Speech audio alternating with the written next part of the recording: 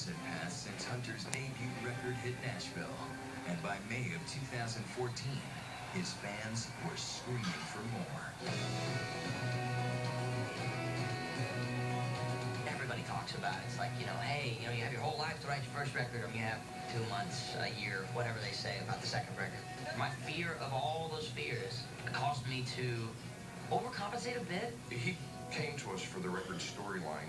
He had about 30 songs. The most difficult thing was narrowing it down to the 14 or 15 songs he would record. Again, he recorded his first record and he played all the instruments. The second album, Storyline, he incorporated more of the guys in his band and other players a little more and let them kind of share in the making of the album.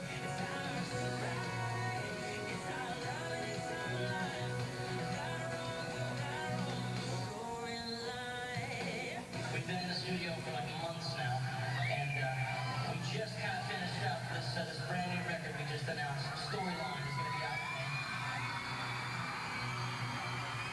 Elton John called Hunter Hayes to tell him that he pre-ordered the album on iTunes, which to me is about as cool as it can get.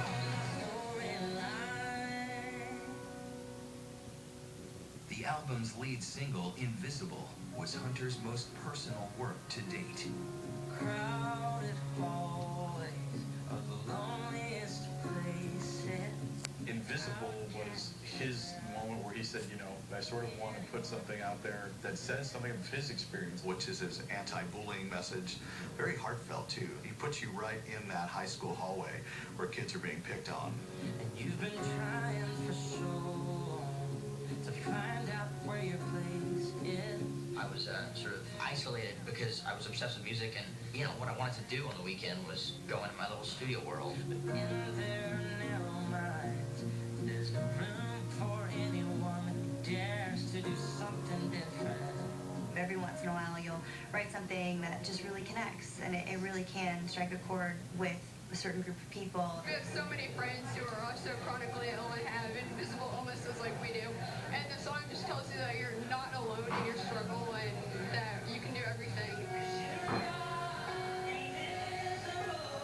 With the pressure of Invisible's Grammy debut, Hunter and Dan worked non-stop in the studio to perfect the arrangement. So Hunter and Dan created this just amazing piece of work with like an orchestra, string arrangements. Boom, we got a call from the head of the record label in New York. It was a bit overdone. Hunter wasn't on that phone call, and I'm telling you, I got beads of perspiration. It was bombastic. We just needed to be as innocent as the demo. Oh, God, what's going to happen here? Dan said he was going to go talk to Hunter directly about it. He grabs me out of the studio and he says, "You guys like to talk?" We were under an immense deadline to have this thing done for his television performance. He's sitting at the piano, playing Invisible, ironically. I'm not going to say exactly what he said because it sounds a bit depressing. I said, "Don't panic."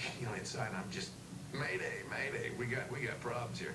And of course, this is devastating to hear if you've spent a month and a half on this record. You've put all your heart and soul into it, and it's not dishonest, but it's also just too much.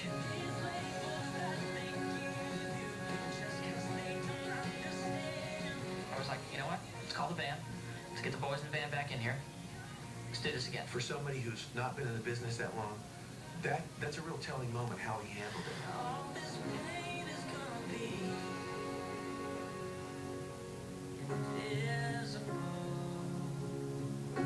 I was talked into using the vocal from the demo. It had the emotion. I was crying when I sang that day. And it was a great lesson because it really fueled how we worked on the rest of the record. In 4 short days, Hunter and Dan managed to rework Invisible in time for its Grammy debut. I think the amazing thing about Hunter getting to perform Invisible at the Grammys was that it was not a nominated song. As a rule, the Grammys are a showcase of songs that are nominated. This was a song that was not even released. In a big way, it just said, okay, well, if you're going to premiere it, let's do it on music's biggest stage, right?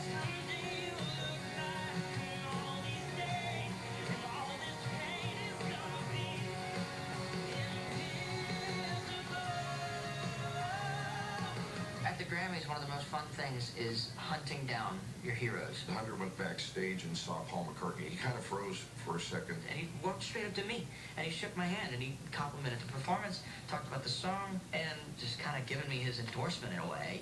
If Paul McCartney tells Hunter Hayes he's doing well, I think I tend to believe him.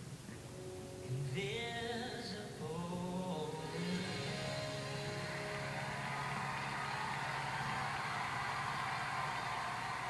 Coming up, It stands right up there as one of the best days of my life, easily. when CMT Inside Fame continues.